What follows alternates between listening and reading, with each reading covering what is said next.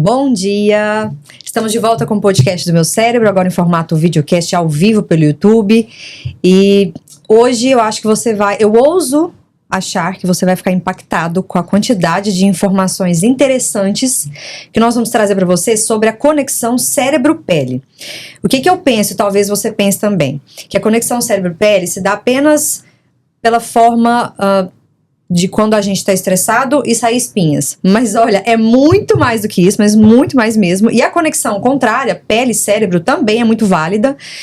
Por exemplo, lesões que podem desencadear problemas de cognição, enfim. Eu tenho convidados para falar isso aqui para mim, porque eu não tenho propriedade para falar sobre essa parte de saúde. Eu vou conduzir o podcast. Sou Dani Malagoli, jornalista, host do podcast do Meu Cérebro. Estou aqui com o Léo, co-host do podcast, fundador do Meu Cérebro VIP, Meu Cérebro, My Brain University. Bom dia. Bom dia, Dani. Bom dia, pessoal. Mais um episódio fantástico que a gente vai ter o prazer de conduzir aqui hoje. E cérebro-pele é um tema fantástico. Acho que a Dani já antecipou bem, tem muito conteúdo aí, né, nessa relação, nessa ligação, muita coisa que você ainda não faz ideia. Então eu convido você a participar durante esse momento aqui com a gente e fazer perguntas aqui no chat do YouTube, tá bom? Vamos que vamos. Vou anunciar nossos convidados hoje, pessoas ilustres aqui em Uberlândia, Minas Gerais. Para você que não é de Uberlândia, estamos aqui em Minas. Primeiro, vou chamar a doutora Patrícia Barbosa, que me permitiu chamá-la de Pati, que eu acho que ela é mais conhecida como Pati ali no Instagram. Ela é médica dermatologista, graduação e residência médica pela Universidade Federal de Uberlândia e membro da Sociedade Brasileira de Dermatologia. Pati, bom dia, bem-vinda e muito obrigada pela presença. Bom dia, Dani. Bom dia, pessoal. É um prazer imenso estar aqui com vocês. Eu amei o convite, ainda mais para falar de um assunto que, assim, é fascinante, né? Falar dessa conexão de cérebro com pele é algo que você vai ver que vai ter muita coisa boa pra gente conversar hoje. Sim, tem uma lista de perguntas aqui, a gente pode ainda anexar a sua aí no chat, tá? Então não deixa de mandar. Carlos, o outro convidado, talvez você que é muito fã do Meu Cérebro e tenha participado aí de congressos e seja membro da My Brain University, deve conhecer ele, o Carlos Henrique Souza, já gravou com a gente várias vezes, já gravou um podcast sobre como o estresse afeta a pele. Ele tá aqui de novo, a gente não chama ele à toa, ele agrega muito, tem muita informação agregadora. Lembrando que o Carlos é médico pela UFO também, especialista em clínica médica e preceptor do HC-UFO e professor IMEPAC. Carlos, bom dia, bem-vindo mais uma vez. Obrigado, Dani, obrigado, Léo. Olá, Pati, muito obrigado aí, pessoal, pelo convite. Muito feliz de estar aqui participando de mais não só um episódio do podcast, né, mas também de mais uma atividade aqui da Meu Cérebro, da My Brain, né, que eu conheço já há muitos anos, que nem a Dani falou, né, tô aí com eles já faz um tempinho. Não sou dermatologista, mas vou arriscar falar alguma coisinha também aqui hoje sobre esse assunto que, né, a gente dá uma estudadinha acaba saindo, né? Então, a gente tá aí e é isso. Vamos que vamos. O Carlos tem um texto muito interessante sobre conexão cérebro-pele. E ele escreveu algo no texto que eu quero trazer como base para o primeiro tópico aqui do podcast. Ele diz que aquele ditado, né, Carlos? Não sei se a gente pode chamar de ditado, de que os olhos são a janela da alma, não é isso? Isso. E que talvez a gente poderia substituir os olhos pela pele. Sim. Né? Por quê? Eu fiquei instigada e eu acho que tem muita coisa pra gente falar sobre isso. Sim. Quando no texto eu quis fazer essa jogadinha, né, com o ditado, né, que o ditado, na verdade, fala dos olhos, né, é porque realmente, né, e a Paty vai estar aí até para confirmar isso pra gente, né, a pele, ela traduz muito do que passa internamente, né, em questão da alma, né, ou do nosso estado emocional e tudo mais, né. Às vezes a gente não tem vamos dizer assim, a atenção de perceber os sinais, né, mas acho que todo mundo já deve ter reparado algum dia que dormiu mal, acordou e falou, gente, parece que hoje eu tô com mais ruga do que o normal, parece que eu tô... Tá estranha, né, pele? Uma fase de estresse, começa a aparecer espinha, começa a cair cabelo, né, eu acho que para as mulheres isso é um pesadelo. Né? Para os homens também, viu? Para os homens também, eu que eu diga, mas assim, enfim, né, para as mulheres então, né, que tem todo, né, o cuidado com cabelo longo, né, tudo mais. Sim. Então, eu acho que talvez a pele seja até mais um espelho da alma do que os próprios olhos, né, nesse sentido, né? Tem muita coisa que dá pra gente notar nessa interação entre cérebro e pele, né? Paty, Você quer complementar? Porque eu ia te perguntar mais ou menos nesse sentido. Assim, a conexão é muito mais profunda do que a gente imagina, muito mais, né? eles são intimamente conectados, né? Se a gente for entender que tanto o sistema nervoso quanto a pele, embriologicamente, eles surgem das mesmas células, né, Léo? Essa conexão, ela veio desde lá da embriologia, né? E é uma via de mão dupla, nos dois sentidos. Quando a gente está com alguma alteração emocional, a pele reflete muito aquilo de diversas formas, e a nossa pele é um órgão extremamente sensorial, né? Então ela leva para o nosso cérebro tudo aquilo que a gente está entrando em contato ali no meio externo. Então é uma conexão que vai e vem. Eu acho que essa parte de fundamentar o tipo de conexão, assim, descrever o tipo de conexão, você pode entrar, assim. Como é que você explica para o pessoal que está assistindo, especificamente, como que se dá essa conexão? Sistema nervoso central e derivados, enfim.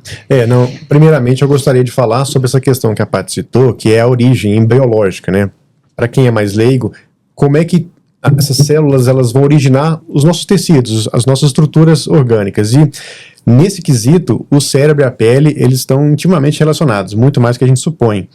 Eles têm a mesma origem. Lá nas primeiras semanas de formação da nossa, né, do embrião, da nossa vida, tanto a pele como o cérebro, eles vão se diferenciar a partir de uma parte do embrião, que é a ectoderma, né? Inclusive, é uma parte do embrião que é mais externa, um folheto embrionário. Então, se você vê que ali no começo da formação do indivíduo, pele e cérebro tem uma ligação bem íntima, né? E assim, essa ligação ela vai se manter ao longo de toda a nossa vida. E quando a gente fala da pele e a entende só como um órgão de revestimento, a gente erra muito, porque na verdade ela é muito mais do que isso, ela é muito mais que um órgão de proteção. Para começar, eu gostaria de enfatizar a questão sensorial da pele, né? Então, assim, existem terminações nervosas distribuídas por toda a pele, praticamente, principalmente ali que chegam até a derme, né? E isso é muito importante, porque o cérebro, ele é um órgão extremamente importante, mas ele não é capaz de perceber as coisas por si só. Então, ele precisa de receber essas informações. Ele precisa também dos órgãos efetores, que a gente fala, mas ele precisa de receber essas informações do meio. E a pele é uma interface, talvez a maior do nosso organismo, que vai fazer essa conexão aí entre o meio ambiente e o nosso cérebro, né? Então existe muita coisa pra gente entender como é que isso se dá. Vamos entrar falando às vezes num assunto que o pessoal tem muita curiosidade, que é a acne, a espinha, por exemplo. Como é que se dá esse processo inflamatório, e falando dessa conexão cérebro-pele, Paty, no caso seria cérebro-pele, eu acho que é um assunto que o pessoal vai adorar. Então, pensando assim nas que a gente chama de psicodermatoses, a gente pode dividir em dois grupos. As doenças que são primariamente da pele, né, que são doenças, na grande maioria das vezes, doenças inflamatórias crônicas ou doenças autoimunes, e que a parte psíquica, a parte mental, ela pode influenciar na evolução dessas doenças. Então a gente fala de acne, hoje a gente entende que o melasma também isso acontece, vitiligo, dermatite atópica, dermatite seborreica, psoríase, desidrose. A verdade é que a queda de cabelo, a grande maioria das doenças de pele são afetadas pela parte emocional, por causa dessa conexão. Então, não é que o emocional gera as lesões, elas são doenças primariamente da pele, mas que a parte psíquica, ela age na evolução, agravando ou melhorando. Tipo, catalisando o processo. Exatamente. Então, a acne entra dentro desse processo. E a gente tem as psicodermatoses, que são doenças primariamente da mente e que geram lesões na pele. Então, são duas coisas diferentes. A gente pode citar, por exemplo, as escoriações neuróticas, que o paciente ele faz lesões na pele provocadas intencionalmente. Me faz lembrar muito de uma paciente que ela chegou para mim com várias feridas, né? Algumas viram até úlceras. E ela falou assim para mim, Paty, eu cutuco até sangrar. E aquilo me dá uma sensação muito boa na hora que sangra. Então, assim, tem algum problema na pele? Não, o problema ele tá na mente, né? A pele ali eu vou cuidar para tratar a lesão que foi gerada, mas a causa do problema precisa ser tratada, né? Outras psicodermatoses que são primariamente da mente, a dermatite factícia, que é quando o paciente ele se autoprovoca lesões, mas ele não assume, ou então ele mesmo às vezes não entende que ele está autoprovocando, ele costuma falar muito assim, tem um bichinho andando na minha pele, sempre tem alguma coisinha andando na minha pele. E as lesões, elas aparecem muito nas regiões que o paciente alcança com a mão, Então, ele alcança, às vezes, ali a região das costas, das pernas, onde a mão vai fácil. A acne escoriada, que é quando a lesão de acne, o paciente cutuca até machucar, até dar uma mancha muito forte. Roer as unhas entra nesse aspecto também. Então, são 2 grandes grupos. Você vê que essa conexão é muito forte, né? Então, as psicodermatoses primárias, a gente tem que cuidar principalmente da parte da mente. O que a gente cuida na pele é só a consequência do problema. Já a maioria das doenças de pele, a parte emocional vai afetar em algum momento, principalmente doenças autoimunes e doenças inflamatórias crônicas. A acne, por exemplo, ela é uma doença inflamatória crônica, né, que acomete quase 95% dos adolescentes e acomete grande parte das mulheres na vida adulta, porque a mulher oscila hormônio todo mês, né, a glândula sebácea está sempre ali para ser estimulada a cada ciclo. Mas ela é uma doença primariamente da pele, ela é uma desregulação ali da região da glândula sebácea. Mas a gente entende que todo o estresse oxidativo faz aquilo inflamar mais, né? Então, o estresse pode agir piorando a acne. Não é que ele gera doença, mas ele piora uma doença que já existe ali. Nossa, falando de estresse, eu acho que o Carlos entra bem, né, Carlos, no podcast que nós gravamos, reforçando essa conexão cérebro-pele, como é desafiador gerenciar aqui, né, porque se trata ali consequência do problema, né, mas e aqui, Carlos, o que nós podemos dizer pro pessoal?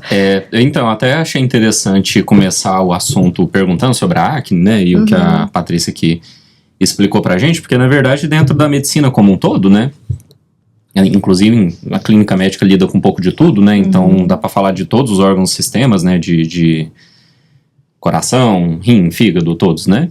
A medicina tem evoluído muito para entender como que esse processo inflamatório ele está relacionado com todos os tipos de doenças, né? Inclusive o que é a inflamação, né? Na verdade era para ser uma reação do sistema imune para resolver uma lesão ou combater algum tipo de perigo, como por exemplo um patógeno, uma bactéria, um vírus, né, algo do tipo, mas que por questões hoje a gente sabe muito associadas ao estresse, né, hormônios relacionados ao estresse, como por exemplo a adrenalina, o cortisol, eles já são bem documentados em literatura científica como causadores de inflamação no corpo como um todo.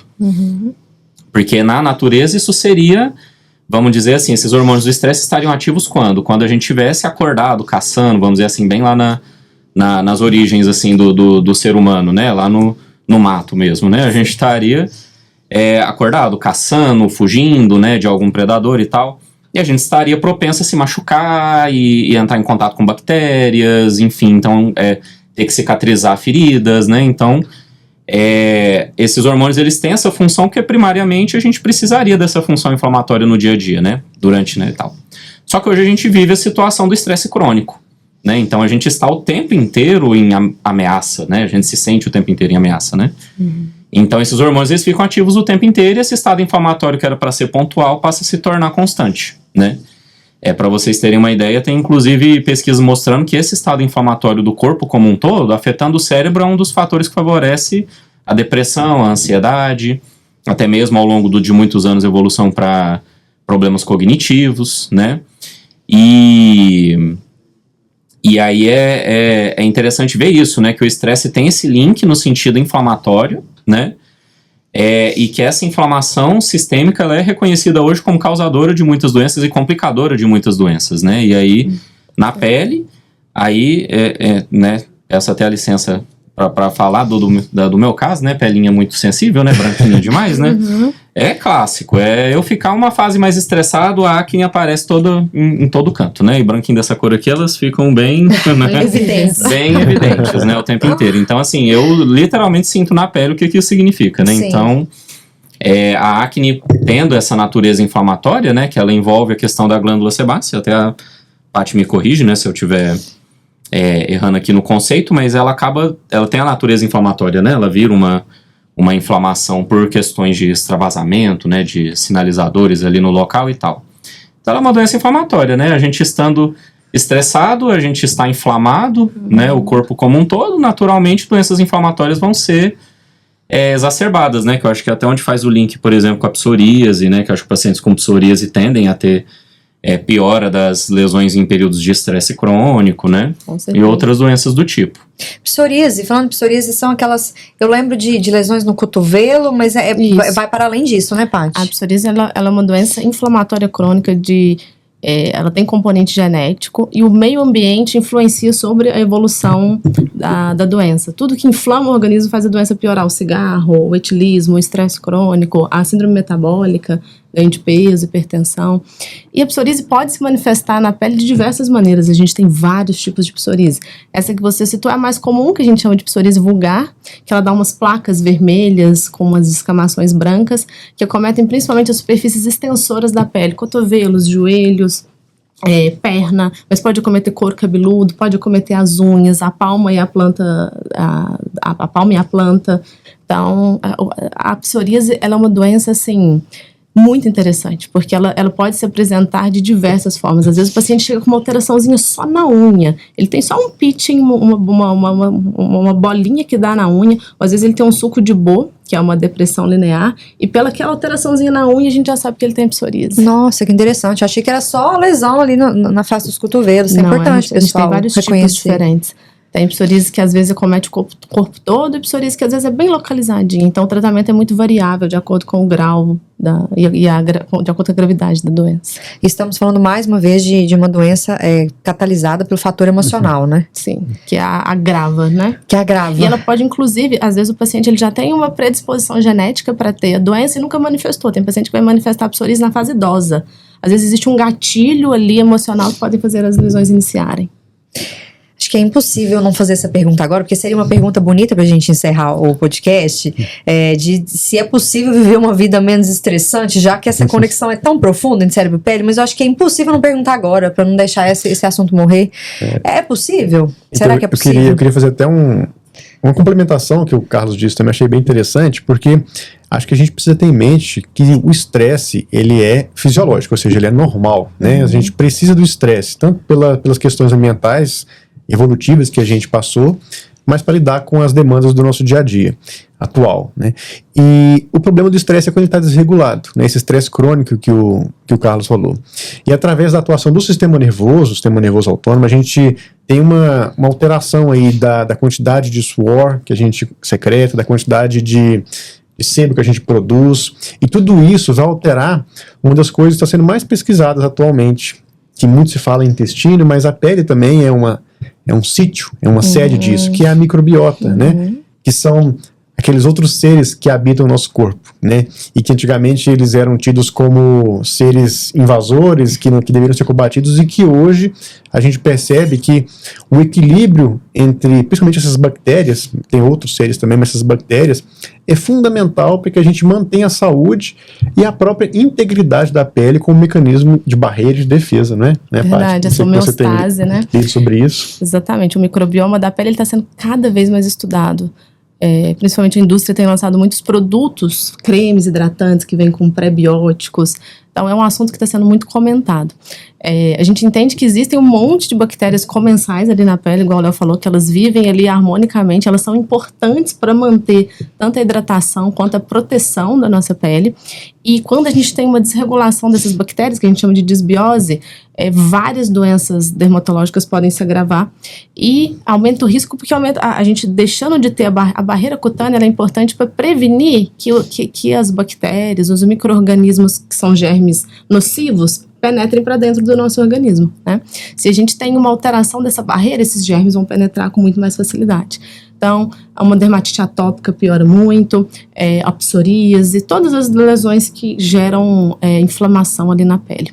Então, uma coisa que a gente observa muito no dia a dia é que os pacientes têm o hábito de usarem aqueles sabonetes antibacterianos, antissépticos, para tomar banho todos os dias. Isso que eu ia te perguntar da questão dos hábitos de higiene de banho. Como é que você toma banho certo? Parece uma pergunta meio... Léo, é uma pergunta besta, mas às vezes só de falar isso o paciente já melhora tudo. Trocar o sabonete. Tomar banho demais ou passar coisas erradas no corpo? Isso, o cuidado básico com a pele. Então, um cuidado mínimo que a gente tem que ter com a nossa pele do corpo. Por exemplo, o banho ele tem que ser mais rápido, mais morno. Toda vez que a nossa pele fica muito em contato com a água, ela desidrata, né? Ela fica mais ressecada. Então, um banhozinho rápido, morno. Ideal é tomar 1 a 2 banhos por dia. 3 banhos por dia é muito banho. A nossa pele acaba sentindo. E tem gente que toma bastante banho. Tem gente que toma 5, principalmente nos dias de calor, né? Já sai do banho coçando. Sim, eu sinto quando tomo muito banho. Sai coçando porque resseca. Né? E é uma coisa curiosa, né? Porque a pessoa está em contato com a água, só que ela está desidratando, na verdade. essa parte do banho é muito assim, um pensamento o contrário do que normalmente as pessoas imaginam. Então, isso de ficar ali na água, achar que na verdade está fazendo bem, mas está ressecando a pele. Sabonete demais acaba tendo alteração da nossa microbiota. Então, o ideal é usar um sabonete mais suave, um sabonete infantil. Pequenas quantidades, não tem necessidade de passar sabonete demais na pele. Você passa sabonete demais, você acaba tirando aquela gordurinha que é importante para manter a barreira. E usar sabonete antisséptico. Quem usa sabonete antisséptico para tomar banho todos os dias, a gente fala que é o kit coceira. Tomar um banho muito quente, um banho muito demorado e com um sabonete antibacteriano, que eu não vou falar o nome aqui da marca. Sim, mas eu já usei, já comprei. A gente já sai da... E a gente usa achando que tá arrasando, tá limpando, não vai ter problema, não vai ter doença. Outra coisa é a bucha. Quanto mais a gente esfrega a bucha na pele, mais a gente tá danificando a pele, a gente tá deixando ela mais frágil, mais sensível. E principalmente quando o paciente às vezes já tem alguma doença, ele fala assim, vou pôr muito sabonete, muita bucha que eu vou esfregar isso aqui até sair, né? Vou tirar na marra essa lesão. Isso tudo só piora. Além de coisas para não fazer, tem alguma, por exemplo, algum creme, algum componente que você sugere que seja bom para manter essa microbiota saudável, por exemplo? Sim, com certeza. Então, na hora do banho, a gente pode usar um óleo que ajuda a não deixar a pele desidratar tanto durante o banho. Às vezes, homens que não gostam muito de passar hidratante logo depois do banho, um óleozinho ali mais rápido, às vezes facilita. Mas no banho, no assim, banho. Pra enxaguar. Banho, enxágua e já seca, não fica aquela sensação pegajosa. E hoje também, Léo, existem vários hidratantes para quem não gosta daquela coisa pegajosa. Gel creme, loção, que você passa, parece que você quase não passou nada. E o melhor momento pra gente hidratar a pele é logo depois do banho. Eu falo que quando a gente toma banho, os poros da nossa pele estão todos abertinhos. Se você passa o hidratante logo depois do banho, ele vai penetrar muito mais. Então, o melhor momento para aplicar o hidratante é depois do banho. Sempre você recomenda o hidratante depois do banho, assim? Sempre. E o bebê, ele tem aquela pele cheia de água, né? Super hidratada. Conforme a gente vai envelhecendo, cada vez mais a porcentagem de água na nossa pele, ela diminui no nosso corpo todo, né? Então, a chance de um paciente na fase idosa, ele ter coceira, ele ter pele ressecada, ele ter dermatite é muito maior, porque a pele dele já é muito mais seca. Então, ao longo da vida, esse cuidado ele tem que ser acentuado, porque a nossa pele vai cada vez ficando mais seca. Ou seja, tomar banho demais pode aumentar a chance de ter mais rugas, então? Será que... Sim, toda pele seca enruga mais. Legal, interessante, né? A Dani tá pensativa. Eu tô pensando aqui, ruga é um assunto que a gente adora, né? Sim. O que a gente pode chamar de ruga? Pele ressecada? Que eu acho que o Carlos pode complementar também, mas é pra além disso, né? Não, se você quiser falar. Não, pode mandar. Não. Carlos, pode mandar.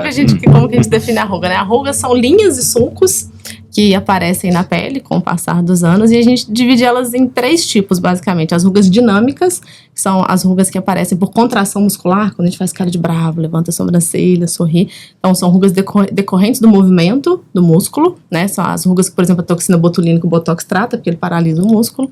A gente tem rugas estáticas, que são as rugas que, independente do músculo estar contraindo, elas estão paradinhas ali na pele. Elas podem ser decorrentes de uma ruga dinâmica que já ficou... Então, o músculo já movimentou tanto que essa ruga já se tornou estática. E dentro das rugas estáticas existem as slip lines, que são rugas de posição do sono. As rugas dinâmicas, elas tendem a ser mais horizontais no nosso rosto. As slip lines, elas são verticais, que é aquelas rugas que dão no colo, da gente dormir de lado, da posição de deitar, forma rugas verticais na testa, às vezes na boca. Elas acordam bem marcadas e ao longo do dia elas vão melhorando. E por fim tem as rugas gravitacionais, porque tudo vai só caindo, né?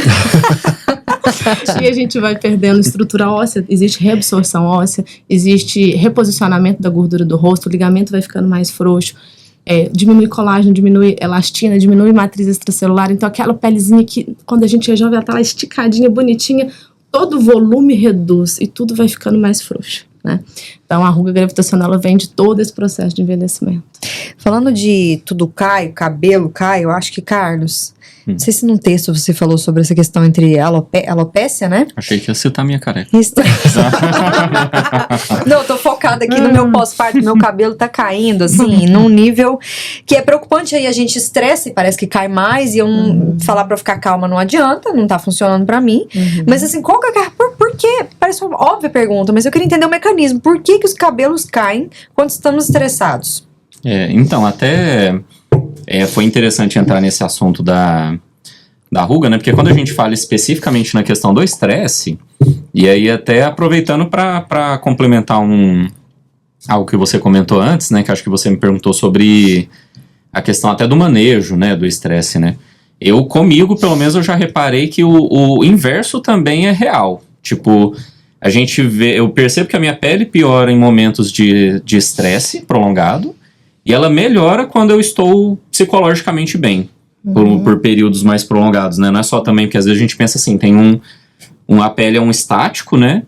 E aí a partir do momento que eu fico estressado, ela piora. Mas não, ela também pode melhorar se você realmente melhorar o seu estado psicológico e tudo mais, né?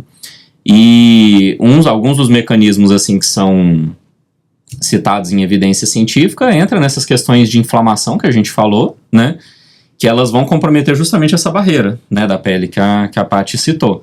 Tanto em questão de multiplicação celular, porque a pele ela é composta, né, por várias camadas, né? As duas mais externas, assim, a epiderme e a derme, né?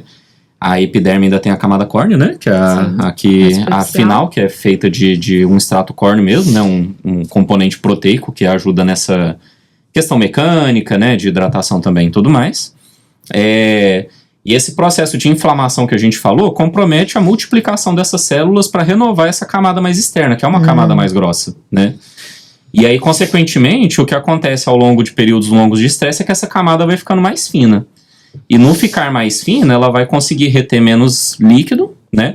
Também tem a questão da oleosidade da pele, né? Se a oleosidade da pele ela é perdida, a oleosidade da pele ela serve justamente para reter líquido do lado de dentro, né? Então, se eu perco essa oleosidade, até entrando nessa história do banho, né? De tomar banhos demais, eu tendo a ter a pele mais ressecada até por isso, né? Eu perco a camada protetora que vai reter o líquido na pele. Aí esse líquido vai evaporar, vai embora, né? Tá, entendi o mecanismo. É uma coisa que favorece a questão, por exemplo, de também, às vezes, não das rugas grandes, né? Que nem as dinâmicas, mas aquela pele que parece mais enrugadinha, assim, que se você olhar bem pertinho, ela parece que tá craquelada, né? Parece que ela tá mais enrugadinha, né? E aí a queda do cabelo vem mais ou menos na mesma lógica, né? A gente tem, na verdade, o folículo piloso, ele é uma parte, né, da pele, né? Então as células são muito semelhantes, né? Elas têm a sua diferença e tal, mas o processo do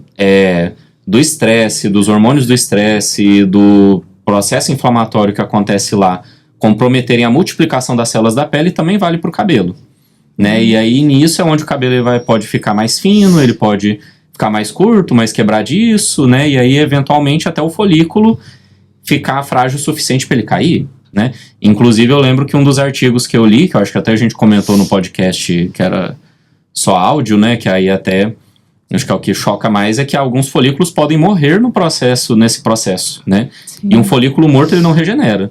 Né, pelo menos até onde eu me lembro, né? Não sei se depois isso mudou. Que ele já foi destruído, que ele virou uma fibrose, a gente não consegue recuperar. Que é o motivo que uma pessoa careca não nasce o cabelo de novo. Tá. Né? Então mesmo pode passar, né? Assim, às vezes tem que transplantar, né? Se for o caso. Né? Tem que transplantar, porque pode passar minoxidil, mas a questão o folículo morreu ali, não vai ter outro. Né? Então a queda de cabelo ela pode eventualmente chegar a ser definitiva. Né? Ela não necessariamente é só aquela queda de cabelo, o cabelo tá frágil, mas o folículo tá lá, né? Ele caiu naquele dia lá, mas depois ele pode nascer de novo. Às vezes, realmente, o folículo se perdeu e aí naquele local não nasce mais o cabelo. Preocupante isso, Paty, você quer complementar? Vamos entrar nesse assunto tão gigantesco que é a relação do cabelo. O que causa essa morte definitiva do folículo, assim, eu quero saber. Então vamos entender um pouquinho como que o nosso cabelo funciona, pra gente conversar sobre as diferentes doenças que estão relacionadas com essa parte mais cérebro-pele.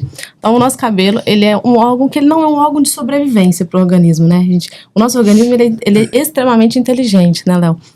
E o cabelo, ele repercute muito tudo que o organismo está vivenciando. Porque se o organismo ele tiver que priorizar algo, ele não vai priorizar o cabelo. O cabelo, ele está sempre em mitose, ele está sempre se dividindo, ele gasta muita energia, muito nutriente para essa divisão que não para nunca. E sempre que o organismo ele está enfrentando algo, ele fala, opa, cabelos, você se vira, pode cair. O primeiro que sofre, né? É o primeiro que sofre. Eu vou cuidar do coração, do fígado, do rim, do cérebro, mas você vai ficar para uma próxima etapa. A gente tem, inclusive, uma doença que chama alopecia areata universal, que o paciente ele não tem nenhum fio de cabelo no corpo. E ele, não vou falar que ele vive totalmente normalmente, porque, lógico, existe todo um impacto sociocultural envolvido em a gente não ter cabelo, né? Mas ele vive, a saúde dele não é comprometida, né? Então, porque você vê que a gente consegue viver sem o cabelo. Então, por isso que o cabelo, a gente tem tanta queda de cabelo. Porque Tudo que afetar o seu organismo pode fazer o seu cabelo cair. Isso a gente falando de eflúvio telógeno. Eflúvio telógeno é a causa mais comum de queda de cabelo. Uma mulher normal, um homem, a gente troca por dia mais ou menos 60 fios de cabelo. Por isso que sempre tem chão, mulher toda vez que toma banho sai aquele tantão de cabelo. Isso é normal, o cabelo ele tá sempre trocando, né?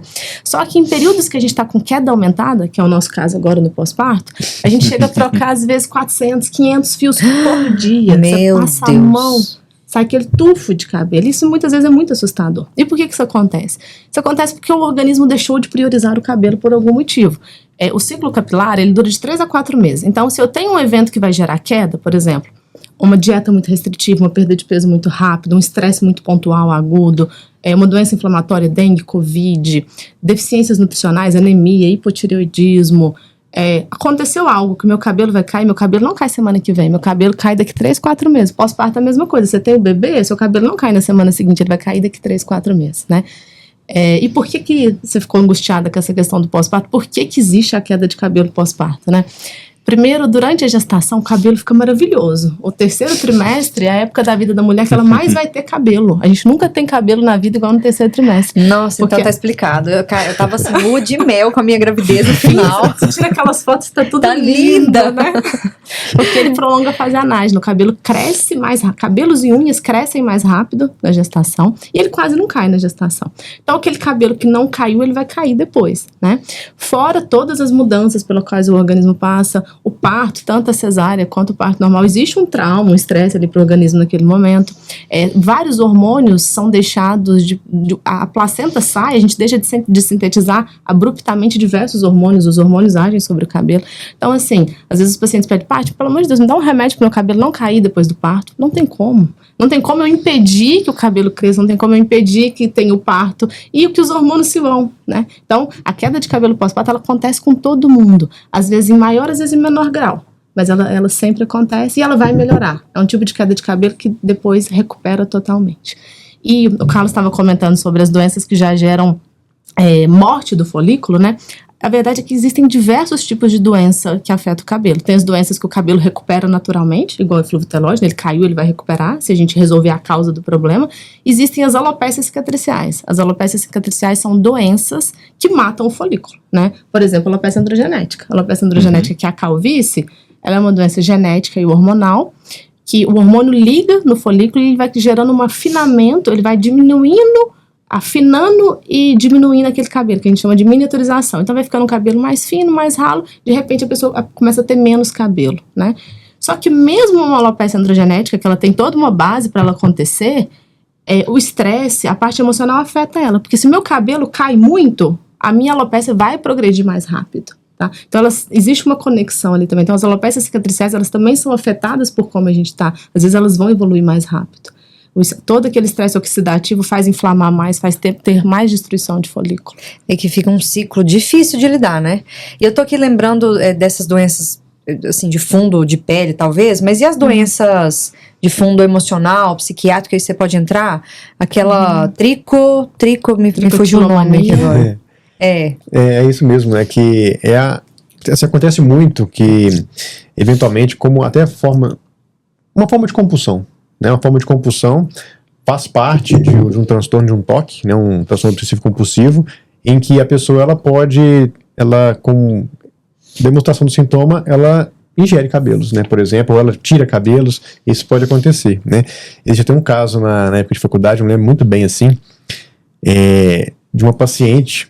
Isso não é comum, né? Não é tão comum, mas uma paciente precisou ser operada porque ela não só tirava, né, os cabelos mesmo da pele, tudo da cabeça, como ela ingeria tudo, né? Isso formou um bolos, que a gente fala, no estômago dela, e aí ela comprometeu a alimentação, comprometeu o dia a dia dela, ela desnutriu, e ela precisou ser operada, então, para tirar esse bolos de cabelo realmente, porque começa a aderir comida, aderir uma série de coisas ali, e ele não consegue transitar mais pelo intestino, né? Então já é uma doença bem grave, psiquiátrica também, o dermatologista também, né, tá envolvido, e de cunho emocional forte, né? Então aí a gente precisa ser encarado como algo psiquiátrico, o transtorno obsessivo compulsivo precisa ser tratado, né, e para poder amenizar esse sintoma de ansiedade aí, para poder cessar com esse sintoma, né? Então, entra com tratamento multidisciplinar, então, sempre, né? Entre vocês dois. E essas doenças podem matar o folículo também ou não? Podem matar o folículo. A tricotilomania, se aquele cabelo ele é arrancado ali por diversas vezes naquele local, pode gerar uma cicatrização. Pode evoluir para uma alopecia cicatricial. E é bem o que o Léo falou, assim, o tratamento, ele não tá ali só tópico, né? O tratamento, ele tem que tratar a gente tem que tratar a mente, entender que é uma doença que a gente vai tratar junto ali com psiquiatra, terapia, pra gente conseguir tratar, porque é um tipo de compulsão, né? E a gente escuta muito isso. O paciente fala, Paty, me dá um prazer arrancar. Às vezes eles arrancam pelinha da boca, até ferir, machucar. Uma dorzinha, né? Questão do... É tipo um alívio mesmo da ansiedade. Libera neurotransmissores ali que faz gerar uma sensação de bem-estar para eles, né? O transtorno obsessivo compulsivo, ele funciona assim, né? Então tem uma ansiedade, uma certa energia cerebral, né? Numa área específica, em que aquela ação, ela vai gerar o descarrego. Mais ou menos assim. Então, esse mecanismo se perpetua, né? Então, existe um nível de ativação de ansiedade, aí existe o ato de tirar o cabelo, o alívio, e depois, às vezes, o sentimento de culpa, e aí fica um processo sem fim, interminável, né? Tem uma síndrome que chama síndrome de Rapunzel. Né? Síndrome... Não é muito comum a gente ver isso que é justamente a síndrome que eu falei, que a pessoa realmente, ela ingere tanto cabelo, né? Forma bolos de cabelo. Uma coisa meio dramática demais para mostrar para vocês o tanto que o nosso cérebro, eu costumo falar aqui nos podcasts, ele é lógico, ele é uma máquina fantástica, mas às vezes a gente precisa analisar ele com muita parcimônia, né? Ele não é tão confiável, ele pode dar falhas, comportamentos alterados, então tudo isso precisa ser visto, né? Eu queria só fazer uma observação também interessante sobre essa questão da pele como barreira. Existe uma região no cérebro chamada seio cavernoso, que é uma veia, a gente pode falar assim de forma mais leiga. Fica bem na base do cérebro aqui. E as infecções de pele, principalmente relacionadas com a acne, uma região chamada trígono, aqui, ó, que pega a região da base do nariz, aqui assim, até a região dos cantos da boca, alguns furúnculos, um tipo de infecção de pele, nessa região pode favorecer meningites através da contaminação desse seio cavernoso, lá na base do cérebro, né? Não é algo comum, mas para você ver que uma pele que está mal cuidada ou que tem alguma infecção ativa, ela pode ser a porta de entrada para uma meningite ou para uma infecção no cérebro bastante grave, né? Então, a pele precisa ser cuidada com bastante cuidado. Me fez lembrar até da alteração das unhas, né? Que a gente chama de onychomicose, que é uma infecção. Ela é uma porta de entrada, às vezes, para a bactéria também. Pode evoluir, às vezes, para caso de sepse, quando evolui, às vezes, para uma erisipela, uma celulite grave. Então, pode até a óbito, né? Óbito. Sim. Um machucadinho na unha, podemos falar assim? É uma infecçãozinha crônica que exige que vai cuidado, que às vezes o paciente não liga muito, tá ali, tá assim, e elas normalmente são crônicas, né? Em quem usa muito sapato fechado, o fungo adora ambiente quente e úmido. Tudo que é quente e úmido, o fungo prolifera mais. E às vezes no início ela é pequenininha, depois ela vai aumentando, crescendo, e ela cria uma porta de entrada ali que é muito fácil entrar bactéria por ali. Sim. Carlos, você vê muito na sua prática de clínica médica, né, casos assim de fundo emocional, tudo misturado. Fica difícil fazer um diagnóstico assim preciso nessa conexão? Ainda mais quando envolve essa questão emocional, é sempre complicado, né? Porque a gente não sabe aquela história do ovo e da galinha, né? A gente não sabe o que veio primeiro, né? Se é um ou se é o outro, né? Fora síndromes psiquiátricas específicas, né? Que nem essas que o Léo citou, né? As outras a gente sempre fica na dúvida, né? Inclusive eu acho interessante, assim, sempre que a gente fala sobre esses assuntos, a gente vai percebendo como, na verdade, tipo assim, é aquela história, né? O corpo, na verdade, é uma unidade, né? A gente tem mania de dividir ele, né? Vou cuidar do meu coração, vou cuidar do meu estômago, do meu rim, da minha pele, né? Mas, assim, como se fosse de uma coisa só, né? Mas, na verdade, a gente vai vendo tanto que só da gente estar falando aqui também vocês veem que a gente já citou infecções, citou o cérebro, citou imunidade, né? Isso tudo interferindo na pele e vice-versa, né? E é interessante ver, por exemplo, como o caminho contrário também acontece, né? Então, tem muita evidência mostrando, aí, para explicar, assim, que talvez conceitualmente fique mais fácil... quando a gente citou aquelas questões de microbiota, né, então das bactérias e outros micro-organismos que vivem no nosso corpo, né, que são naturais do nosso corpo, né, quando a gente fala da relação da microbiota do intestino, né, que é onde a gente está acostumado, né, onde a gente ouve falar mais, né, como é que eu vou explicar? tem vários tipos de bactéria que podem viver lá, né? Não são só as bactérias padrãozinho, só aquele grupinho específico. A depender do que a gente alimenta, do que a gente ingere e tudo mais, esse perfil de bactérias pode mudar, né? Então eu tenho inicialmente as bactérias A, B, C, dependendo de como eu transformo minha dieta ao longo de um tempo, eu passo a ter as bactérias X, Y e Z, exemplo, né? E na relação do intestino já tem muito bem estabelecido como, por exemplo, às vezes, ter as bactérias X, Y e Z favorece a pessoa ter até mesmo transtorno psiquiátrico. Questão de depressão, de ansiedade e tudo mais. E eu achei interessante nesses até estudos. doenças degenerativas mesmo, né? Alzheimer. Sim, Alzheimer, Parkinson, né? Favorecer doença autoimune, né?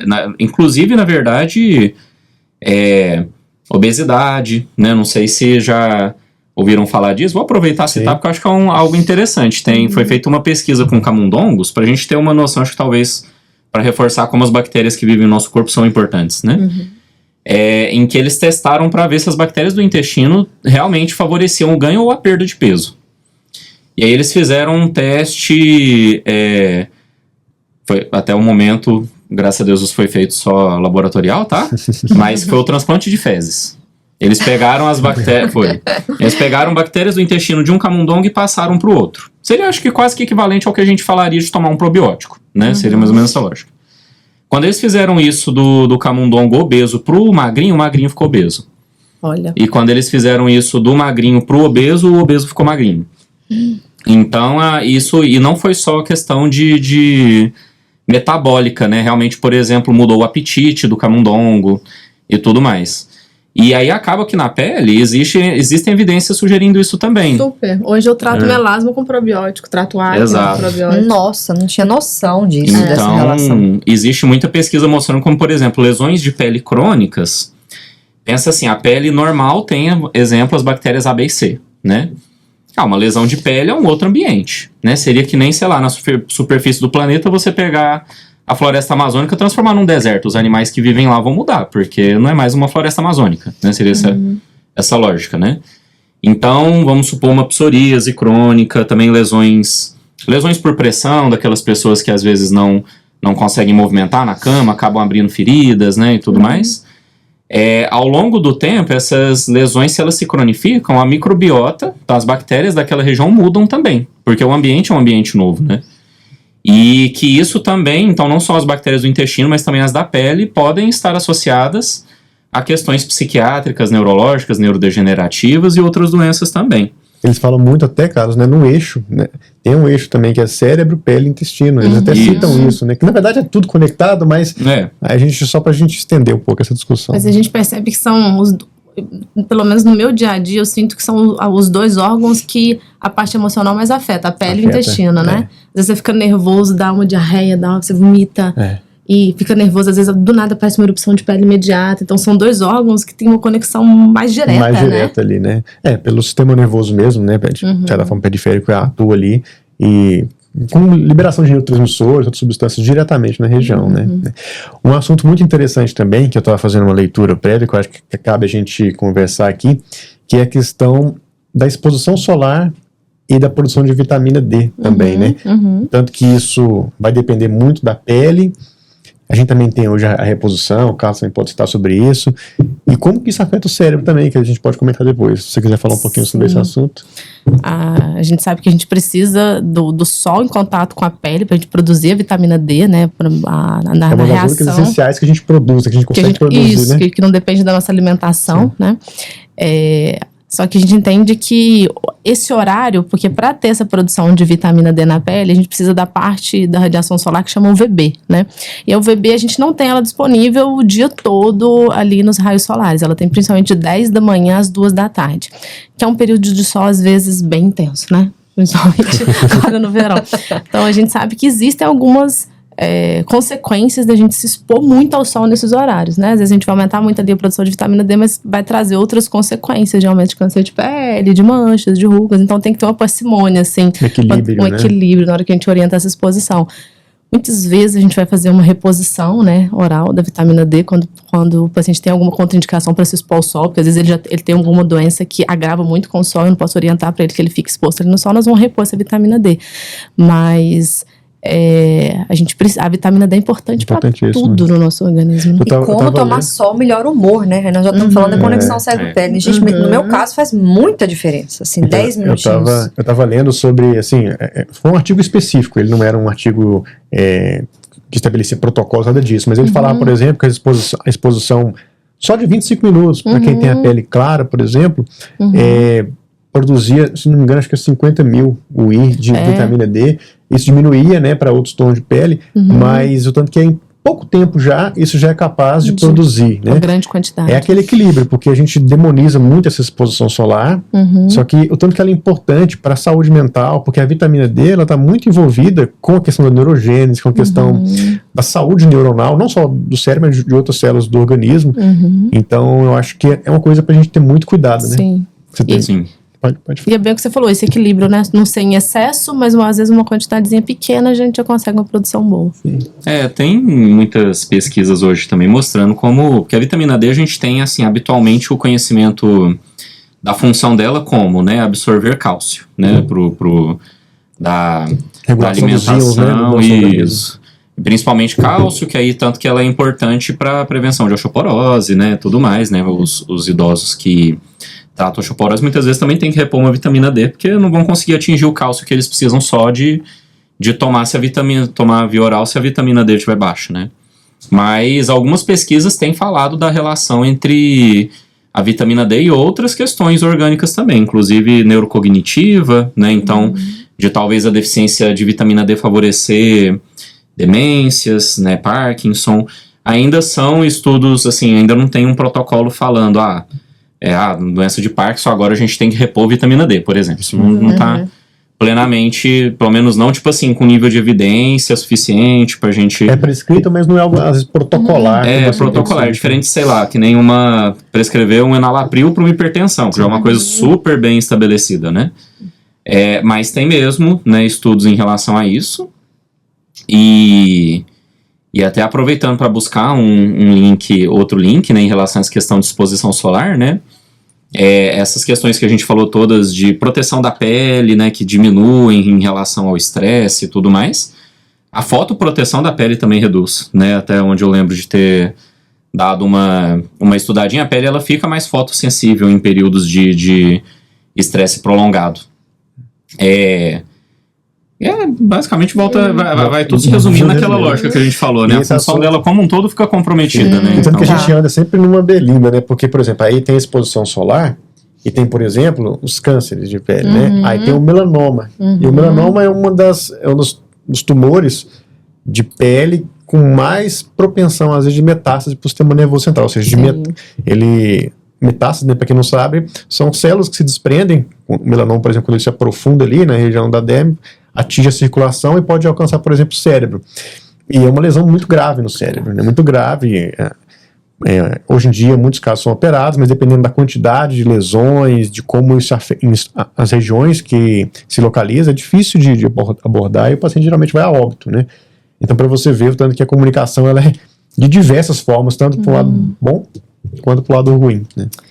E lembrei de uma coisa assim interessante, só um linkzinho, que o sol, algumas doenças de pele, ele ajuda a tratar. Por exemplo, a psoríase, a gente sabe que a radiação ajuda a destruir as células de Langerhans na pele, que são células que medeiam ali o sistema imune e a inflamação da psoríase. Então é muito comum o paciente ir para a praia e voltar sem lesão nenhuma de psoríase.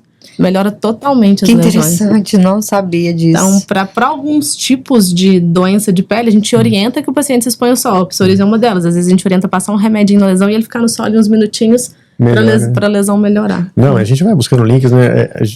Quem teve oportunidade, por exemplo, de viajar para um país com altitude muito elevada, né? Muito no norte ou muito no sul, que a gente conviveu um pouquinho com as pessoas lá na Noruega, por exemplo. Eles falaram pra gente claramente assim, durante 4 meses do período do ano, o sol aparece. É um sol fraquíssimo, a gente olhava assim e falava, nossa, que sol diferente. Mas todo mundo sai, a vida fica, né, sempre ativa. A vida fica bem mais plena. No restante do ano, muitos deles saem, aí o humor na média cai, as pessoas ficam mais depressivas. Relataram pra mim assim, é normal. Então, tanto que o sol é algo que a gente ignora no nosso dia a dia, mas sem ele nada disso seria possível, né? Tanto que ele repercute fundamentalmente na nossa emoção, na nossa cognição, no nosso cérebro, né? Então, às vezes, a gente busca coisas mirabolantes demais, e às vezes um equilíbrio entre a exposição solar. A gente vai entrar também em questão do ciclo circadiano, como que o sono vai interferir na microbiota, na pele, né? Você deve ter tudo isso claramente. Uma pessoa que dorme melhor, a pele dela vai ter outra textura, por exemplo, hoje né? não tem como a gente falar de tratamento de pele sem abordar, sono, sono, alimentação e e atividade física. Sim. Porque a pele, ela precisa de muitos nutrientes, como a atividade física vai levar esses nutrientes, porque vai melhorar a circulação. Então, é tudo muito ligado, né? Muito conectado. Só um anexo ainda dessa parte aí da Noruega. Eu lembro que a gente estava num restaurante e a gente foi no verão lá. Só que o verão, 10 graus, 13 graus. E aí eu lembro do pessoal almoçando e o sol em cima deles, assim, né? Aquele sol fraco, né? E eu falei, gente, o que tá fazendo sol? A gente fugindo do sol, né? Brasileiro. Depois que eu lembrei que lá, assim, 3, 4 meses depois, e a pessoa baixa mesmo o humor, né? Pra você ver como tá as coisas estão linkadas. Então, Aqui, as cadeiras procuradas aqui são da sombra, né? lá é as do sol. As do sol. E a gente foi direto pra sombra e eles pro sol. E muitas vezes a gente esquece o privilégio que é Ter sol. ter isso aqui o ano todo, né? Exatamente. Você citou a Noruega, mas diversos países que eles têm aqueles Sim. invernos muito rigorosos. Eles O dão Canadá tem muito isso também, né? Eles dão tanto valor no sol, né? Que nas épocas de... Eu tava até uma paciente do Canadá, a gente tava conversando sobre isso, ela comentando que na época do verão lá, todas as empresas deixam os funcionários irem embora 3 da tarde, 4 da tarde, porque eles vão aproveitar o sol antes de ir pra casa. Olha Isso é só. muito comum, todo mundo termina muito cedo, porque eles precisam aproveitar aquele sol que eles não têm ao longo do ano, né? E aumenta a incidência de uma série de doenças que eu vi. Quando não tem essa exposição solar, linfoma de, se eu não me engano, acho que era de Hodgkin. Então, tem tumores que aumentam a incidência por conta da não exposição adequada ao sol. Então, é tudo um equilíbrio, né? Isso. Tudo um equilíbrio. Quando a gente começa a estudar, são muitos... Na verdade... A ciência sabe muita coisa e ainda não sabe nada, né? É sempre essa lógica, né? Então a gente sempre vai descobrir uns links que não pareciam ter nada a ver, né? Aí você vê aí do nada a nossa exposição ao sol relacionada a um linfoma. E A ideia que eu tenho, Carlos, não sei se você concorda comigo, vocês concordam, é que cada vez mais a gente tem muito conhecimento. E esse conhecimento é muito mais holístico. E fica mais difícil a gente estabelecer prescrições. Porque como é que a gente prescreve tanta coisa assim? Ó, a sua vida tem que ser assim, a sua vida inteira tem que ser assim. É muito mais fácil a gente prescrever algo específico para uma doença específica ou para um fato que está ocorrendo. Mas a gente entende que a medicina está caminhando, às vezes, para uma coisa bem holística, bem complexa, né? Sim. E a prescrição fica mais difícil. A impressão que eu tenho é que todas as áreas da medicina estão mais ligadas do que nunca, né? Sim. E essa medicina tradicional tá perdendo a vez, como você falou. Prescrever só um remédio não é isso mais. A gente sabe que só isso não resolve o problema, né? Só que, ao mesmo tempo, é muito mais complexo. Você gasta muito mais tempo para fazer tudo isso holístico. Você tem que ficar... a gente tem que entender toda a vida, né? Toda a rotina, todo o estilo de vida. É um dos motivos desse podcast, por exemplo, aqui, né? Por exemplo, sempre desde o primeiro episódio, já antigamente, a gente sempre traz convidados de várias áreas, né? Então você vê aqui, neurocirurgia, clínica, dermatologia, a Dani conduzindo jornalismo, aí de várias áreas, porque eu entendo, né? Todo mundo aqui também concorda com isso, que não adianta, uma visão muito específica de uma coisa, ela geralmente não vai ser eficiente ou não vai ser eficaz, né? Ela às vezes é até limitante, né? Até limitante. Depender, né? Eu queria puxar, já continuando nesse assunto, mas um outro gancho também, um outro assunto nessa questão aí da conexão cérebro-pele e tal, que é a questão do suor, né? Assim, muita gente reclama muito do suor em excesso por momentos que tá ansioso, e isso às vezes atrapalha socialmente. O que você pode falar pra gente disso aí, pai? O suor, ele é um mecanismo do organismo pra gente regular a temperatura, né? A nossa glândula sudorípara, o nervo libera o neurotransmissor que manda ela suar quando a gente precisa. Você tá num ambiente muito quente, tá numa sauna, tá com muito calor, pra gente perder a temperatura, porque se a temperatura dentro do nosso organismo começa a subir muito, a gente começa a desnaturar as proteínas, começa a ter risco pro organismo, né? Só que a hiperidrose, que é quando é uma doença que eu falo pros pacientes que é o seguinte, a A glândula, ela não é que eles tenham uma grande quantidade de glândula sudorípara. A glândula dele gosta de trabalhar mais. Ela às vezes não precisa. Você tá num ambiente que tá fresquinho, tá tudo certo, ela não tá precisando regular nenhuma temperatura, mas ela tá produzindo suor. Ela é uma glândula hiperfuncionante. E a ansiedade, ela estimula isso aí diretamente, né? Nos momentos que essa pessoa fica mais ansiosa, aí que ela sua mesmo.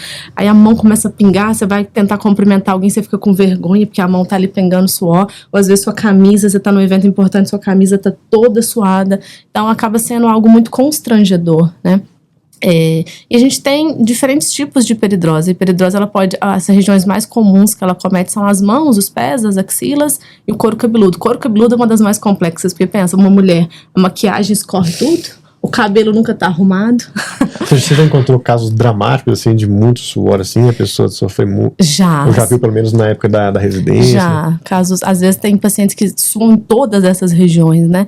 E eu falo sempre que quando não existe um tratamento que é padrão Moore, assim, que trata todo mundo, a gente tem vários tipos de tratamento para tentar resolver, né? E hiperidrose é assim, a gente tem vários tratamentos. Quando é uma hiperidrose muito localizada, a própria aplicação de botox, por exemplo, na axila pode ser feita, porque a gente sabe que é mediado por acetilcolina, né? O botox não vai deixar a acetilcolina mandar a glândula suar, igual ele não deixa o músculo contrair, é o mesmo neurotransmissor que está agindo ali. Desconecta a pele com o cérebro, de alguma forma, então, né? Exatamente, faz uma desconexão. Mas, por exemplo, um paciente que já tem algo mais difuso, não tem como você tratar só com isso, né? É exceção. Existe uma medicação oral, que é a oxabutinina, né? A oxabutinina, ela vai agir no corpo todo, então ela não vai mexer só com o suor, né? Ela vai dificultar ele de produzir saliva, que é o mesmo neurotransmissor que medeia. A parte da motilidade intestinal pode dar mais obstipação, o paciente às vezes sente cefaleia. Então não é uma medicação assim que isenta de efeitos colaterais, né? Mas ela resolve muito a parte do suor, principalmente quando é um suor mais difuso. A gente tem medicação que ajuda a controlar isso. Existe uma cirurgia, né, que é a simpatectomia, que corta ali o gângliozinho simpático para impedir a sudorese nas mãos e nas axilas. Mas o grande problema que a gente vê no dia a dia é que o paciente faz hiperidrose compensatória. Às vezes a região que ele vai suar depois é muito pior. Eu tenho alguns pacientes que fizeram a cirurgia. Eu tenho um amigo que hoje ele sua a barriga. Antes ele suava a mão e a axila. Aí ele fez a cirurgia. Transferiu o hoje suor. ele encharca a barriga. Ele põe uma camisa social, a barriga dele fica toda molhada. Então ele fala, Paty, eu preferia suar a mão e a axila. Suar a barriga é pior.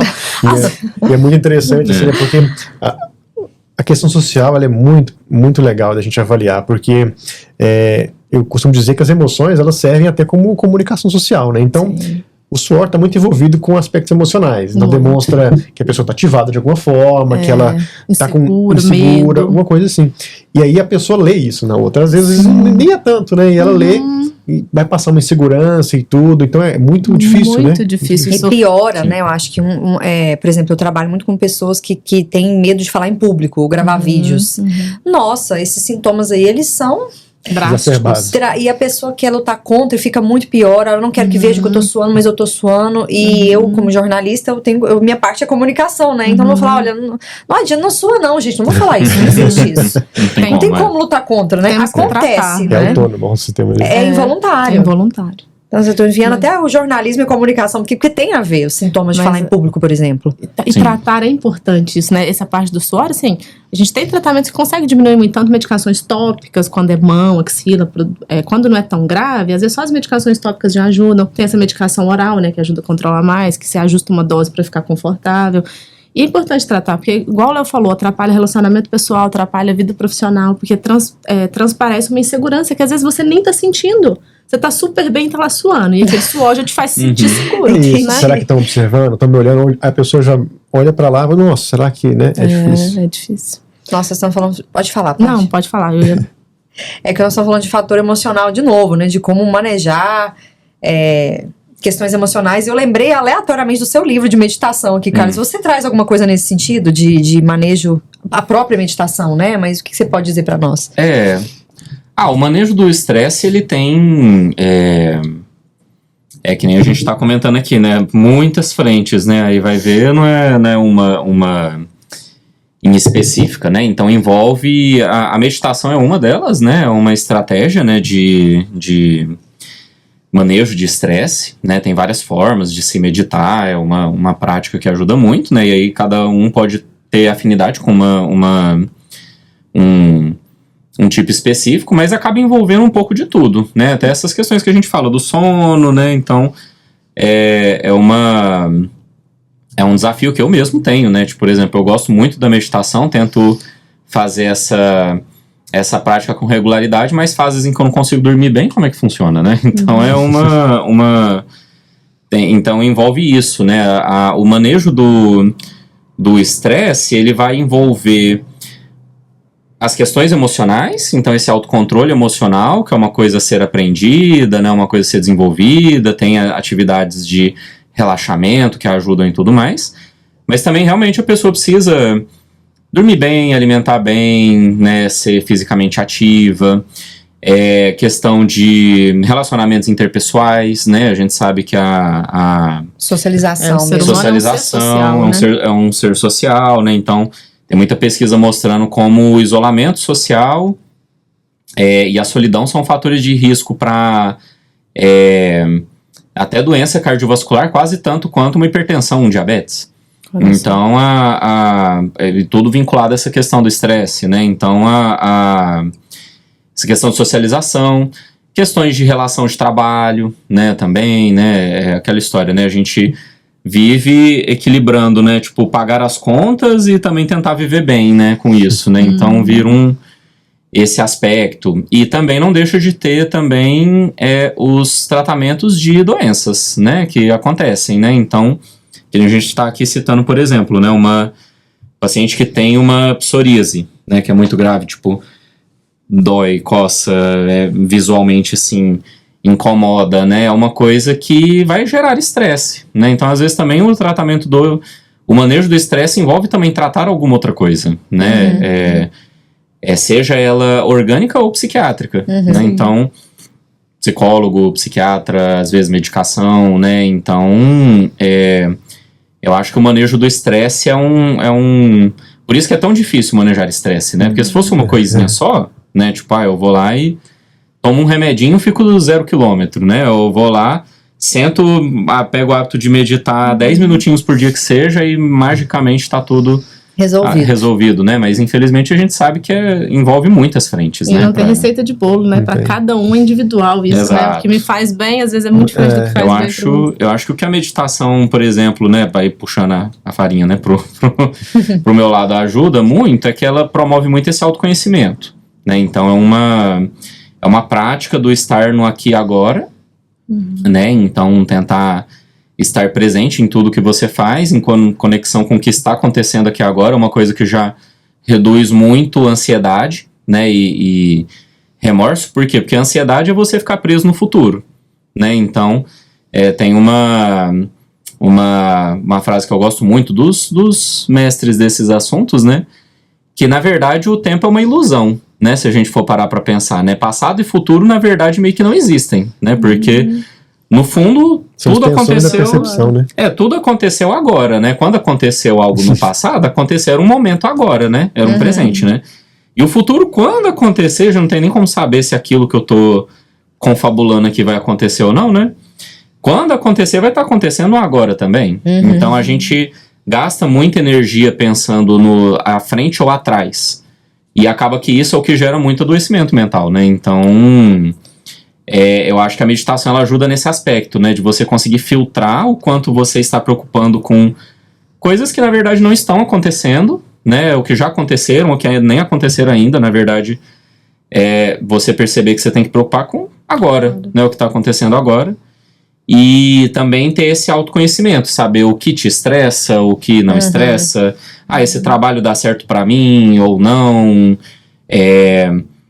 Relações também, né? Tipo, tem convívios que não dão certo, convívios que dão certo. Então, eu acho que nesse sentido. É um manejo muito... Você quer complementar? Não, eu quero comentar assim, sobre a questão do estresse. Tem dois pontos sobre o estresse que eu acho que são muito relevantes. Um, o Carlos citou bem na fala dele, que o estresse ele precisa ser manejado, gerenciado, não é combatido. Porque quando você fala em combater o estresse, você está tentando anular o estresse. O estresse não é algo para se anular. Você precisa dele para poder executar tudo na sua vida, né? De forma comedida, de forma equilibrada. Então o estresse precisa ser gerenciado. E o outro ponto que eu gosto de citar é que talvez a melhor forma, de forma bem generalista, de lidar com o estresse é dar vazão. O estresse ele é uma energia, então uma energia, quanto mais você contém, mais a chance dela dar ruim é maior, ela vai explodir, entre aspas. Então o estresse precisa ser direcionado, vazado de alguma forma. Não ao ponto de uma agressão física, não ao ponto de algo que vai te prejudicar, mas uma execução elaborada cognitivamente, né? Então o estresse é uma energia cerebral, orgânica de maneira geral, mas vamos falar aqui especificamente do cérebro, que precisa ser conduzida de forma equilibrada e inteligente, né? Eu acho que é isso aí que é um ponto legal. Se vocês quiserem falar uma coisa disso aí, eu acho que a gente pode passar para um próximo tópico também, que depois eu tenho interesse em saber. Não, eu só ia comentar, é um dado só engraçado, que você falou obviamente já não vai evoluir para uma agressão, né? Mas eu lembro que meu psicólogo até me sugeriu fazer um esporte que eu pudesse usar saco de pancadas em determinado momento. Então, Um bom manejo do estresse. você não pode agredir outra pessoa, né? Não vamos fazer isso, mas, né, também até isso aí tem suas alternativas, né? A questão é achar o jeito, que nem a gente falou, né? Uma coisa muito pessoal, né? Então, como cada um consegue manejar o próprio estresse, né? E estamos falando disso por quê? Porque isso, de alguma forma, vai tirar toda a repercussão negativa sobre a sua pele, né, também. Você falou de explodir, eu pensei no meu caso, explode na pele, inclusive. O meu, pelo menos, é na pele, isso é bem determinado, eu quase não tenho sintoma de outras coisas, tipo gastrointestinal. O meu estresse se reflete plenamente na minha pele. Né? Então, o meu era no estômago, ou seja, até eu começar a no terapia. seu caso é o espelho mesmo, né? O meu é meu a parte é, muscular, o meu realmente com tensão. Tenso. A minha parte gastrointestinal Tá mesmo, vendo? do Cada estômago. Pois é, o corpo fala, né? Antes de você puxar outro assunto, eu só queria fazer um anexo, porque eu raciocinei em cima da sua fala melhor agora. Existe o suor emocional e suor fisiológico, então, né? Que às vezes a pessoa tá lá tranquila e tá suando. Sim. É isso, né? Porque agora que eu acho que eu fui captar de fato. Talvez não é um suor de regulação da temperatura corporal. Isso, é uma glândula que está hiperfuncionante, ela produz suor em excesso, independente de precisar controlar a temperatura, que é uma doença que a gente chama de hiperidrose. Tá. A glândula não precisaria estar suando, mas ela é uma desregulação ali que o sistema nervoso fica mandando ela suar. E é uma coisa que vem direto do cérebro mesmo, né? É uma às vezes por um mau gerenciamento de estresse, a gente não, né? De alguma E que aí forma, também é acelerada pelo estado da pessoa em ver esse suor, né? Sim, assim, vai tudo intensificando. Tá, é que eu raciocinei uma coisa que gera a outra, né? Sim. Causa e o efeito. Pode puxar o que você queria. O próximo tópico que eu quero abordar, inclusive é um dos trechos do título do podcast, que é a questão que acho que muita gente tem interesse, que a gente pode relacionar também com o cérebro no segundo momento, mas você pode fazer um panorama geral pra gente sobre as manchas, né? Que mancha é uma coisa que todo mundo tem, só que tem manchas boas, manchas ruins, como é que elas surgem, como é que elas são eliminadas, e fala pra gente sobre isso, Paty, por favor. Vamos, então a gente tem N tipos de manchas, né? A gente tem manchas que são causadas pelo sol, que são as melanoses solares, as sardinhas, as efêmides. A gente tem manchas que são mais de componente genético, que vão aparecendo ao longo da vida, que são as queratoses seborreicas, aquele tanto de verruguinha, quem tem predisposição. A gente tem uma mancha extremamente complexa de tratar, que é o melasma, né? O melasma é uma doença inflamatória crônica que acomete muito mais mulheres do que homens, porque o estrógeno age muito sobre a mancha. Então a gente, igual, é até engraçado, né? Aquilo que a gente tinha comentado, o paciente chega lá para tratar uma mancha, sai com uma receita de um probiótico. Exato. Hoje, a minha receita de melasma hoje, ela envolve, assim, entender todo o estilo de vida da pessoa, de exposição, de estresse, de tudo, né? Então é muito mais complexo do que passar um remedinho para clarear a mancha. Envolve todos os fatores de risco que geram a piora da mancha, que no caso do melasma não é só a luz visível afeta a mancha, o calor, o infravermelho, o estresse, ela tem componente genético, o hormônio age sobre ela. Às vezes eu tenho que discutir com a ginecologista o melhor hormônio que ela vai fazer um método contraceptivo que não vai afetar tanto essa mancha. Então isso falando sobre o melasma. A gente tem as manchas que a gente nasce com elas, né? Que são as manchas congênitas, os nevos, as pintas. A maioria das pintas são pintas benignas e elas podem ir mudando ao longo da vida. Isso não quer dizer que elas estão se transformando em algo ruim. Por exemplo, as pintas no rosto, é comum elas ir ficando menos pigmentadas, mais clarinhas e maiores. Você olha um paciente idoso, às vezes eles têm pintas bem grandes no rosto, não sei se vocês já perceberam isso. Isso não é um sinal de que a pinta está se transformando em algo ruim. Quando devo me preocupar? Isso. A verdade é que é muito importante o paciente que tem muita pinta, tem muito nevo, e pelo menos uma vez ao ano no dermatologista dar uma olhada em todas as pintas, porque às vezes para ele em casa é muito difícil ele ter uma noção do que é preocupante e não. Mas de forma geral, o que preocupa a gente, pensando em câncer de pele, pensa assim, aquela feridinha que nunca sara. Ela tá sempre machucadinha, ela tá sempre sangrando. Aquilo que nunca sara, opa, liga um alerta. Se você tá com alguma feridinha que ela não some, ela tá sempre ali sangrando, machucando, ela normalmente não é uma coisa muito benigna, é algo que vai precisar ser tratado. Então, pensando nas pintas, o que o paciente tem que preocupar se às vezes ela tem um crescimento muito rápido, se ela tem uma cor muito escura, né, porque a gente fica preocupado com melanoma, se ela é muito assimétrica, se ela sangra. Algo que você está olhando ali está te gerando preocupação, é melhor a gente olhar o que é do que ficar sempre com aquela preocupação do que é aquilo ali. Temos pintinhas na pele que são névoas rubis, que são manchinhas vermelhas, que são totalmente benignas. Temos as manchas vasculares, né, os hemangiomas, as manchas vinhos do Porto, que muitas vezes são congênitas. Então, mancha é um assunto super amplo. Assim, Daria outro podcast também, né? Podcast só de mancha. Eu acho que é interessante também nesse ponto a gente falar que algumas dessas manchas têm uma conexão muito estreita com algumas o cérebro, doenças né? neurológicas, né? Lá de origem genética e tudo, eles chamam de facomatoses, né? São as doenças que têm um cunho, tanto por essa questão embriológica mesmo, lá da origem do sistema nervoso e da pele. E do olho, né? Muitas têm relação com o olho. Com o olho também, que às vezes são manchas muito exuberantes, né? Sim. Não são só manchas, tem outros...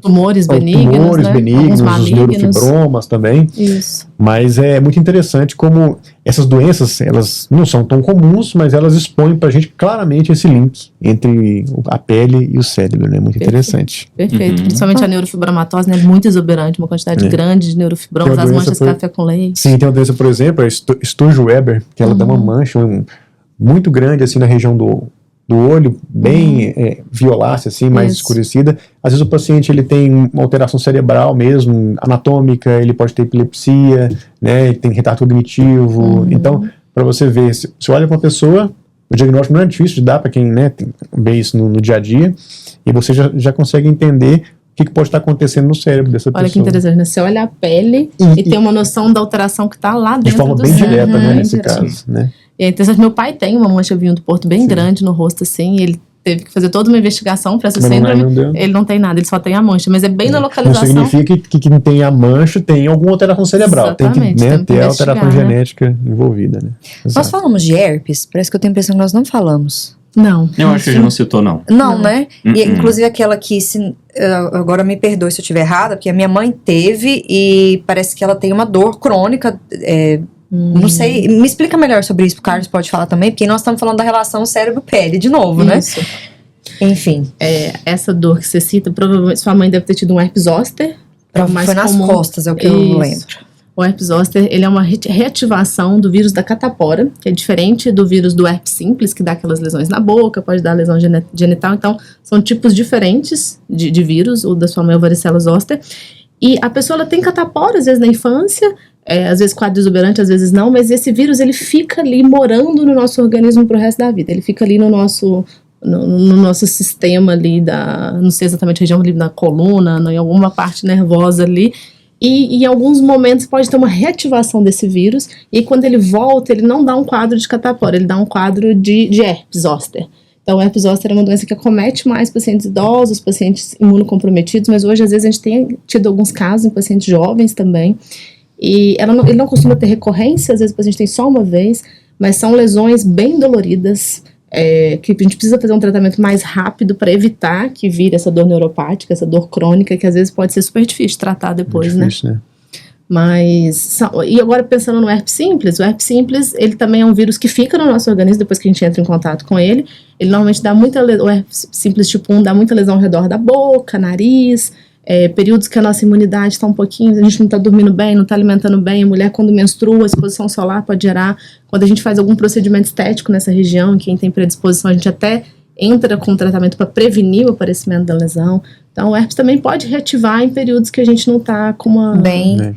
E o que é curioso falar também é que em casos onde o paciente está bem debilitado do ponto de vista imunológico, esse herpes ele pode acometer o cérebro também, né? Existe um tipo de encefalite herpética, que é uma inflamação do cérebro causada pelo vírus, né? E geralmente pega as regiões temporais, que são a base do cérebro aqui. Aí, um quadro muito clássico assim às vezes, epilepsia, tem crise epiléptica, e uma alteração comportamental, muito exuberante, assim, porque pega essas áreas comportamentais do sistema límbico, que são tem a função bem delimitada pra gente. Então é bem interessante como é que o herpes também pode afetar o cérebro, né? O herpes, ele é uma assim, os vírus herpes, né, que na verdade são vários, né, tem várias, né, que nem a Paty já citou, tem o da catapora, tem o do herpes simples, né, tem outros também que são da mesma família. Mas muitos deles têm essa predileção pelo sistema nervoso, eles têm bem essa...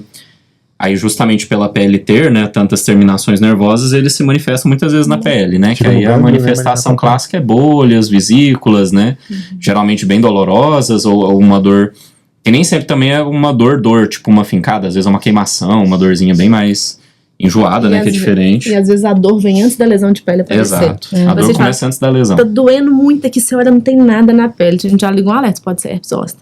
Vamos avaliar e logo depois a lesão vem. E tem um padrão...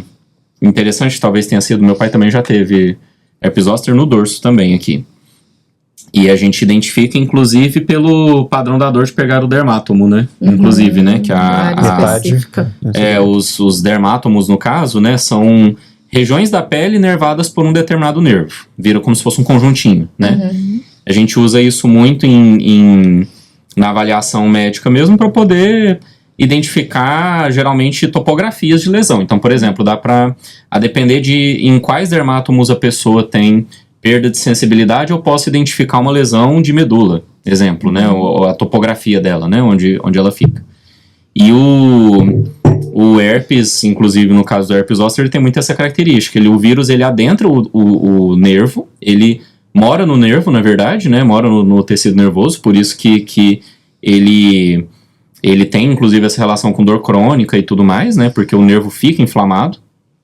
E aí a dor, ela pode perdurar, às vezes, dependendo do grau de lesão que esse nervo fica, né? De quão ele fica lesionado, a dor pode ficar crônica, né? Ele vai lá, ele escolhe um nervinho lá para morar nesse nervo lá. E aí, quando ele reativa no dermátomo desse nervo.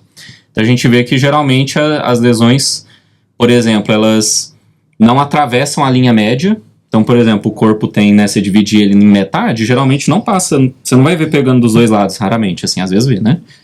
Depende muito de imunidade e tudo, mas muitas vezes ele ativa só da metade pra cá, exemplo. Isso facilita a gente muito a fechar o diagnóstico, né? Você vê que é muito unilateral, é muito respeitando aquela região. Quando é uma lesão muito difusa, você já meio que descarta, muito difícil você pegar áreas muito extensas, a não ser que seja tenha muito imunocomprometimento. Acho que minha mãe deve estar assistindo, deve ter gostado da gente esclarecer isso aqui. Isso é bem clássico, em idoso é muito comum, tanto que pro idoso tem inclusive vacina. É isso que eu ia falar agora, sobre a vacinação. Tem uma vacina nova agora que tem uma... Contra herpes. Contra o herpes varicela, zoster, né? Olha só, que interessante.